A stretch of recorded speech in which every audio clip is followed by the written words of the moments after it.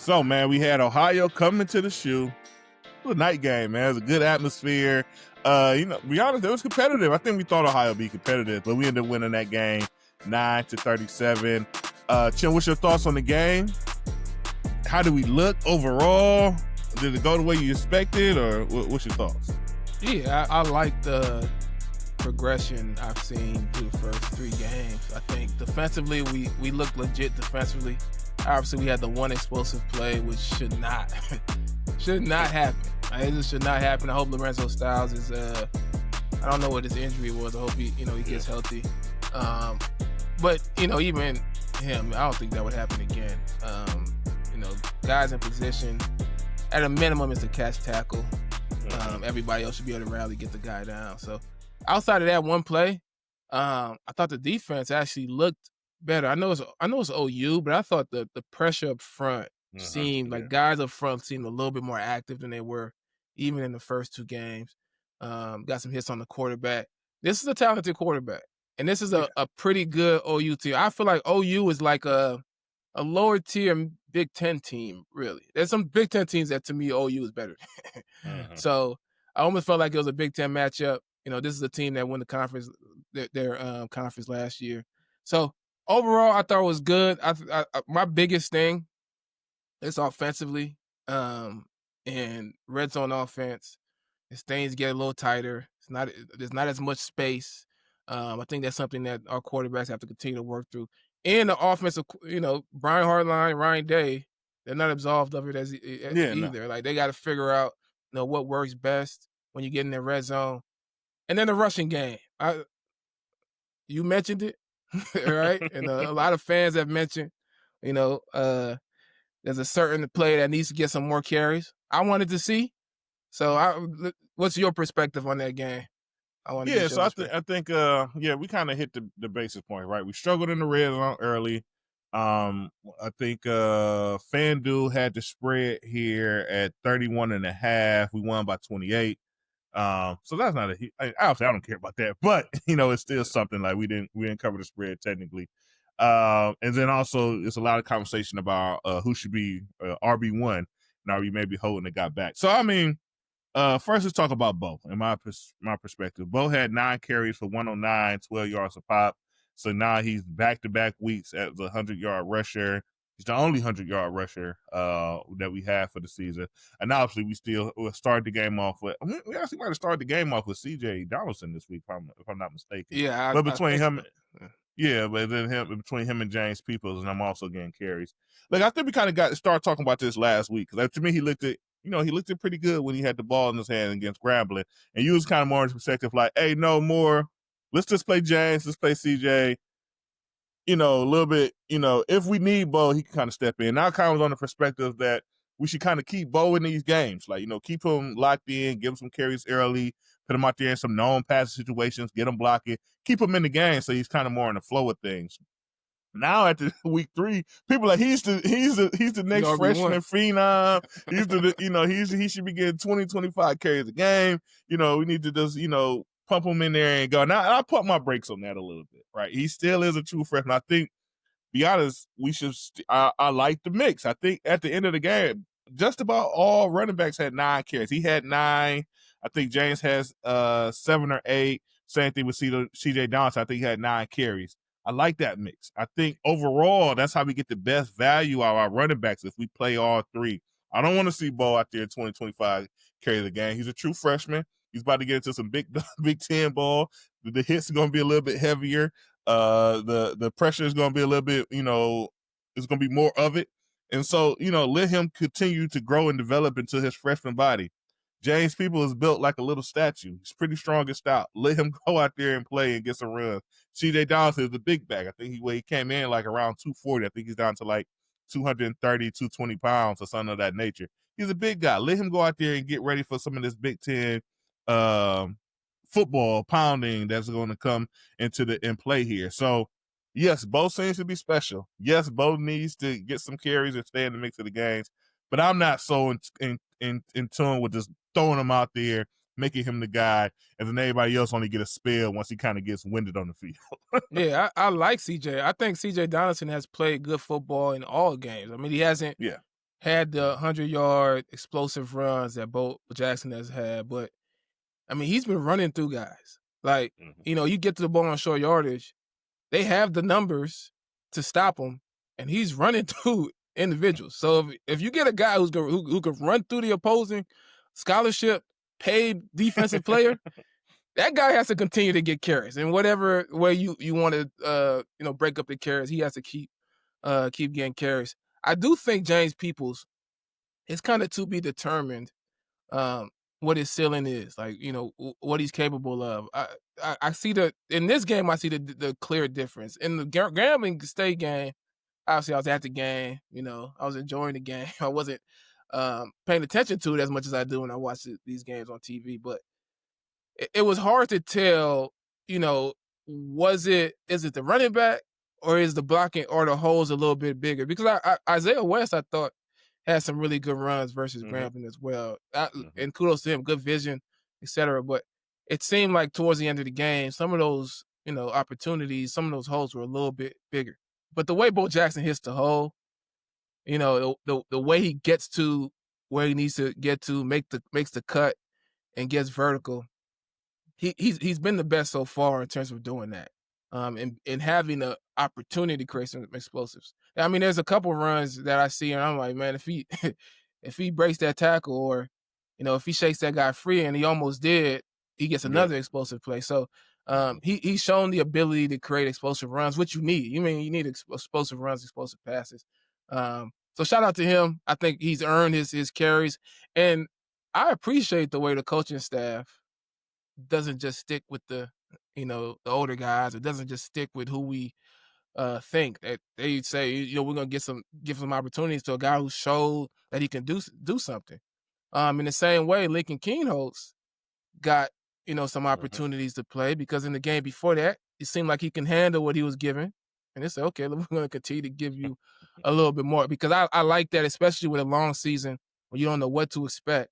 And then when you talk about solving for the red zone, some of the red zone challenges, it may be that you bring in a Lincoln, utilize his running ability to get kind of that extra player so that you can get the numbers right in the run game. And then if he can deliver the passes as well, then you're not limited. Like, the defense can't say, okay, when he comes in, he's only going to do zone read and quarterback run. No, we still got to cover these guys coming across the middle. We still got to cover the fade ball, etc.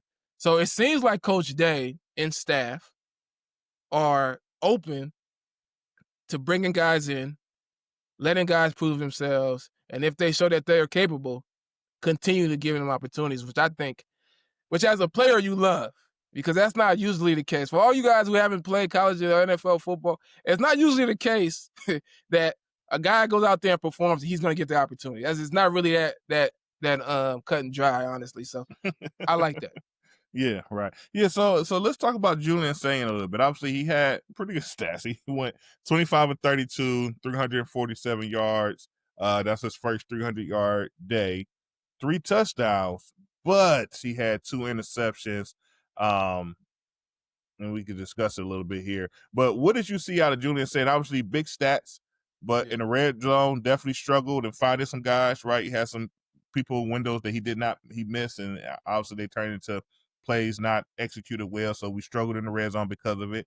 Then also the 2 interceptions on the day due to, I don't know, kind of fluke things. But what's your thoughts on Julian Sayin on his day and what he brought to the game on Saturday night? Yeah, and you go back, Grambling, he had an interception in the red zone, right? So this is, when it happens from game to game, there's a consistency in the fact that it's something that needs to be improved, it's something that needs to be worked on. I think Julian Sayin overall, not just for him being a young quarterback at Ohio State, just in general, I think across the country, as I watch quarterbacks, all this was the year of all the great quarterbacks, all the first round talents. None of them look good. None of them look good. Drew's been quiet. No competition so far. Right. And as I watch these quarterbacks, to me, some of the most impressive guys have been the quarterback from Oklahoma, Carson Beck down there in Miami. Yeah. And Julian Sayin. I think in terms of accurate passes, under pressure, etc., he's continued to really deliver the ball on time and on target for the most part. When he hasn't, they've been picks. But for the most part, he's been very accurate with his passing. I think when you get to the red zone, the field shrinks. You don't have Jeremiah Smith and Carnell Tate able to take the top off the defense and just run by guys because the end of the end zone is there as a extra defender. So, for a young quarterback, you got to see it, believe it, and get the ball out of your hands and get it to where it's supposed to go. If you hesitate in the red zone, it's gone. That window is closed. So I think that's something he has to work through. He also he has to throw some picks. This is the reality of the situation. Yeah. If he doesn't throw picks in these games, he's gonna throw picks in the big ones. It's just at some point the quarterback is gonna throw interception. That's just it. So I would rather him learn in these situations where he's having a good game, but holding on to the ball too long, trying to force to make a play, ball gets tipped, it's intercepted. I think after the game, Coach Day mentioned, sometimes you just got to eat the sack. Yeah, right? That's something you got to feel. It's not a natural thing. Sometimes you got to feel that and be like, you know what, defense won, we take the loss and let's go play another down. So I like how he's progressed overall. But I think obviously there's still some work to do, and that most of that work to me is when that field shrinks in the red zone. Yeah. It's funny. I know Coach Dad. I did the post game show, and he said, "You got to take your medicine." Like, so you're getting sacked, you're trying to throw it away, then it turns up there being an interception because you're trying to still get the ball out. Hey, bad decision there, but he would learn from that. Like you said, you need some lumps, right? We going into a bye week. You don't want everything to be nice and pretty. Hey, we won against Texas. We beat Grambling by 70. We ran over OU. Like, no, you need something to coach on. You need some things to work on, some things to kind of pay attention to and let it happen in the game. So now that when Coach say it, you believe it, you feel it, you feel that pressure of needing to improve, especially going into a bye week if you got stuff to work on. But I would say this in the red zone, you got to run the ball a little bit more. I mean, I feel like we were basically running the ball at will all up and down the field in the red zone. We just left Julian Sayin in that window. Maybe they was working on something. Obviously, in the game against OU, this is a time you could kind of, pull back a little bit and say, hey, I want to work on this particular thing for far as Heartline and Coach Day and their offense. So, it is what it is. I know CJ, we ran one, and CJ kind of got stood up by the safety right there in the goal line. Who's a good player. He's a team captain. Got stood up there. But I would like to see them kind of just keep running the ball. I think they would have scored in all those red zone situations. Just kind of stuck to it. But yeah, but here's the thing: you gotta work on red zone pass, and if you're gonna work on red zone pass, these first few games gotta be the ones where you do it, because if you don't, when you have to pass in the red zone, these interceptions, they're going to happen versus a Penn State. They're going to happen versus a team that has more talent. And I do think they were trying to force the issue to be able to put him in that situation, work on the red zone pass. And he had opportunities. So you want to be able to go back on the film and say, look, this is what the opportunities look like. This is what you missed. And this is the situation. Hey, we're in the red zone. You have nothing. Take the sack, we're still in field goal range. And I also like the fact that they kicked the field goals. I like the fact that they kicked the field goals and did, because they still had the opportunity on fourth down or whatever to try to run the ball in. Yeah. Probably could have got. I don't think you should continue to stack on. You make the mistakes on third down. Don't make it even worse by going forward on fourth, getting stopped. You getting riled up, and now you make this again. Kick the field goal. Let the kicker get some reps. That's the one thing about a lot of these teams that always go for it on fourth down against inferior opponents, and then when they play a big team, now they need to take the three. And this kicker, he hasn't kicked the field goal outside the extra point in a pressure situation at all. So I like the fact that they just said, look, we're gonna take the three, and then let's go play football. Yeah. So they tried it. Well, first drive, they went for on fourth, didn't go well. We start kicking field goals from there, like you say. Get to score the points. You did the driving, get the points, and then put the pressure on the other team from there. Let's talk about Buckeyes, man. Let's give out some Buckeyes. I know we've been doing this every week. First week, I'm blanking on who got them all, but I know last week it went to Bo. It went to Riley Pettijohn, rather. This week, I'm giving my Buckeye I need the offensive line. It's time for the offensive line. We've been 3 weeks in. I've been kind of quiet on my guys. They've been playing well. They want to jinx it, but it's time to give out some Buckeyes to the offensive lineman. My first one goes to Offin Sherfield for all the work that he's been putting in from right tackle to left tackle. The line being solid in general, and be quite honest, they've been pretty quiet other than a couple flags here or there. And they've been keeping Julian clean. And I'm gonna give it to him because once again, I feel like he's the leader of that bunch. Once again, playing a lot and making that transition from right side to left side and really holding it down. Who you got? Yeah, I think the offensive line has done well. I wanted in a similar fashion. I thought the defensive line was very active. I, th- this the first two games, and I know the second game was against Grambling, but I still thought, there could have been more pressure on the quarterback from that Yeah. defensive line. In Texas, I also thought there could have been more pressure. But I'm also, aware that, they're also trying to keep these active running quarterbacks in the pocket as well. So you can kind of see where a guy is not necessarily just trying to get around the edge, but also, trying to be disciplined in his rush lanes. But I'm going to give my Buckeye sticker to Bo Atkins. I just like this activity. I like what I saw from him. Really, the first all three games, but in this game, I think I'm giving an accumulation of all the games. I'm giving him his. I think he's earned this sticker here. But yeah, I thought the defensive line was a lot more active in this game, and I thought they really showed that. I mean, obviously, when you're playing against OU, you should have the advantage, and I thought it was clear in this game, and they showed it. And against a really good quarterback. I know he got knocked out for the game for a little bit after getting Because of hit Bo. because because of of Bo. Bo, right? Right. And I mean, I don't know how familiar a lot of people are with his game, but he's been impressive going back to last year. Being able to run the ball, being able to create plays with his feet, also being able to throw the ball well. So I thought they contained him really well and got after him. And I know he's going to be sore the next morning after that game for sure. Yeah, no, for sure. Yeah, Bo was able to register 2 tackles, a sack, 2 tackles for loss, and once again, just being disruptive. Once again, he got the hit on Parker Navarro that knocked him out the game. Clean hit, right? And obviously, he don't get a stat for it, but he won. Yeah. He was able to get that hit. And also, Caden Curry, he had some presence in this game as well. Got a sack, tackle for loss, 4 tackles in total. But yeah, once again, that's what we've been asking for. So obviously, early in the year, like you said, we have some moving quarterbacks, so you gotta be respectful of it, but still try to win, be disruptive. And once again, when you get that shot, be physical, be clean, but be physical as well to make your presence known. Obviously, like we said, we're going into a bye week this week, Jim. Just real quick, I want to just grab from you. I guess one thing that you think we should be working on is it figuring out nickel. Is it Bryce coming in for Lorenzo if he's nicked up, he can't play for a while? Is it getting healthy? Is it putting Sons at Caleb Downs at nickel, playing additional safeties? What's your thoughts on this bye week and what should we be working on as a unit? Yeah, depending on the injury, you get the bye week, you may get Lorenzo Styles back. In the game, they mentioned Bryce coming in, but actually Devin Sanchez came in at the corner and they slid Jermaine Matthews into the nickel.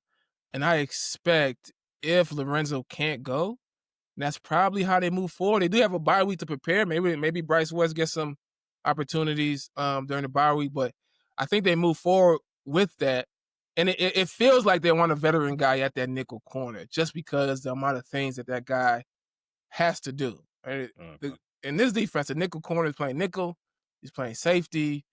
He might trade responsibilities with the corner. You just need to know what you're doing. You need to understand the defense to be in that position. So it feels like either it's going to be Jermaine Matthews or it's going to be Caleb Downs in certain situations, or Eben Olsen, honestly, if another guy goes down, and you could just bring the young corner and put him on the outside. So that's Devin Sanchez or Aaron Scott on the other side.